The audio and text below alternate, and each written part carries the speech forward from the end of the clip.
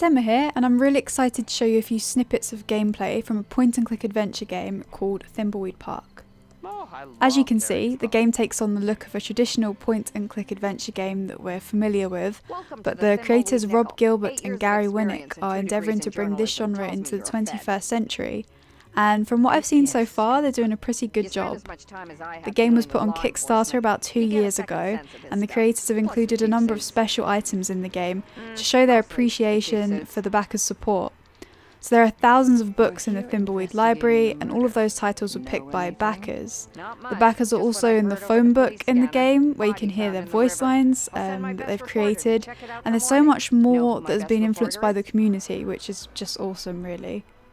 Moving on, there are 5 playable characters in the game, and each of these characters have been fleshed out with some really interesting personalities. I briefly got to play as an experienced special agent called Ray, who's a sarcastic kind of bitter lady. We also meet another special agent called Reyes, and he is less experienced and more eager to impress, I would say. From what I've seen, all the characters are quite deep, which makes them really interesting to play as, and I think people definitely have favourites. Some puzzles will require you to play as a specific character, and some puzzles will require multiple characters to lend you a hand, so you'll have to bear that in mind when playing.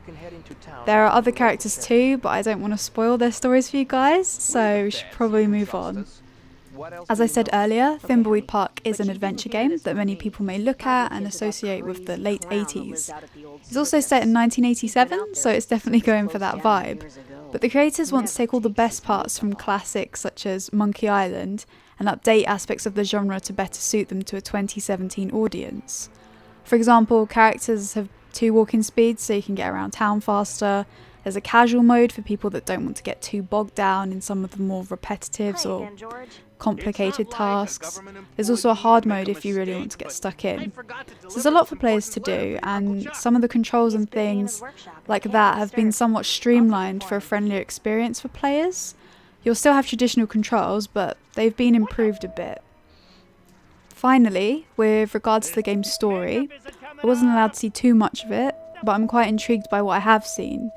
The map looks quite large, and there's lots of areas to explore, lots of things to pick up, and I think a lot of people will appreciate how much you'll discover as you're wandering around Thimbleweed. Even small things like newspaper headlines have hints about some of the puzzles, and depending on which character you choose to play as, you'll also get different reactions and information when you speak to people around the town. So seriously, so much to do. Overall, I'm really looking forward to seeing more of the game. I think it'll be one of those titles where players will be sharing their experience on Reddit and YouTube, where they found tiny details that no one else has come across. I think the community has a lot to be excited about. Unfortunately, the game doesn't have a solid release date yet. The creators have said that we can expect the game soon, but they haven't said how soon. So all we know is that it's due to release sometime this year.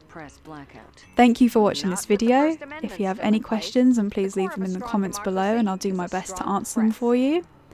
If you'd like to read my full preview, then please head over to godisageek.com to check it out. Have a great day and stay tuned to God is a Geek for more cool gaming stuff.